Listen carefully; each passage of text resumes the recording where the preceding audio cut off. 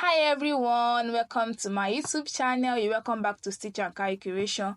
Today I'm addressing a popular question I've been getting from you. How do I calculate and cut the upper and lower base for my crossbody bag?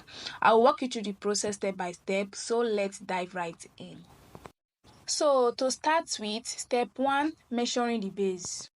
First, I measure the front and the back side of the bag. I measure it round with tape rule. For example, after measuring, I got a base measurement of 31 inches. This is the length I'll be working with for now. Step 2, adding allowance. I like to add allowance to ensure the pieces join together neatly. So another reason for adding allowance is that by the time I join the upper and lower base together and turn over for top stitching, it will have reduced the length of 31 inches. So I do add 5 inches allowance to it for the stitching.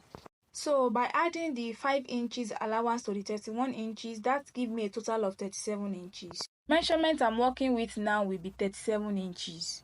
So step 3, dividing the base. Now I divide the base, but I divide the 37 inches into 2 parts to create the upper base and the lower base. For this, I do use a difference of 3 inches between them. This means one piece will be 17 inches and the other will be 20 inches. So the 17 inches is for the upper base, while the 20 inches is for the lower base. So the 3 inches differences between the two ensure that the lower base is a little bit longer than the upper base, which is necessary for a proper fit when assembling the bag. You don't have to divide it exactly this way.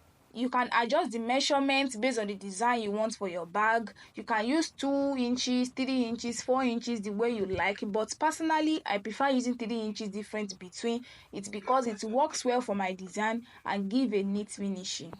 And that's how I calculate and cut the upper and lower base for my crossbody bag. I hope this explanation was helpful. If you have any question or suggestion, feel free to drop them in the comment section below. Don't forget to like, subscribe, and hit the notification bell for more tutorial. Thanks for watching and see you in the next video.